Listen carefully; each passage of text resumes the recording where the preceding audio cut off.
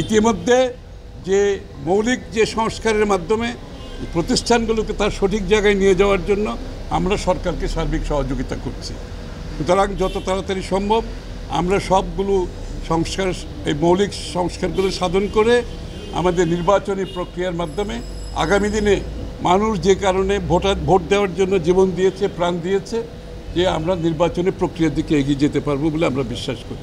যে চলমান একসময় আন্দোলনের সাথেই আমরা সবাইয়ের অনেক স্যাক্রিফাইস আছে, সবাই জেলে গেছে, বিভিন্নভাবে নির্যাতিত হয়েছে।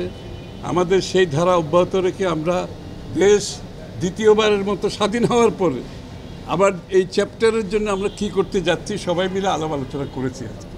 এবং এই আলাপ আলোচনার মধ্যে বর্তমান প্রেক্ষাপট, আগামী দিনের যে আগামীর বাংলাদেশের যে স্বপ্ন, সেটা নিয়ে আমাদের আলোচনা হয়েছে। বিশেষ করে বাংলাদেশের মানুষের এই আন্দোলনের পরে বিশেষ করে শেখ হাসিনা পলায়ন করার পর থেকে বাংলাদেশের মানুষের মনোজগতে যে নতুন ভাবনা, যে নতুন আকাঙ্ক্ষা, যে নতুন প্রত্যাশা সৃষ্টি হয়েছে, সেটার পূরণে আমরা যুগপৎ আন্দোলনে যারা একসাথে কাজ করেছি, আন্দোলন করেছি, শেখ হাসিনাকে বিদায় করার জন্য অনেক ত্যাগ তিতিক্ষা করেছি, সবাই মিলে আমাদের আগামীর বাংলাদেশের স্বপ্ন বাস্তবায়নে আমাদের করণীয় কি, আমরা একসাথে কী কাজ করতে পারি যুগপৎ আন্দোলনের অংশ হিসাবে। এর মধ্যে একটা হচ্ছে আমরা বিভিন্ন দেশের বর্তমান যারা ইন্টেরিয়াম সরকার আছে, ইন্টেরিয়াম গভর্নমেন্ট আছে, তাদের সাথে, যেহেতু ইন্টেরিয়াম গভর্নমেন্টটা হচ্ছে বাংলাদেশের মানুষের, অনেক মানুষের জীবনে রক্তের বিনিময়ে যে পরিবর্তন এসেছে, এই সরকারের উপর জনগণের আস্থা এবং আমাদের সকলের আস্থা আছে।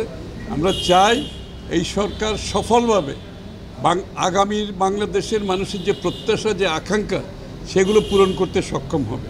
এই জন্য ইন্টেরিয়াম সরকারকে আমরা সার্বিক সহযোগিতা দিয়ে যাচ্ছি এবং দিয়ে যাব।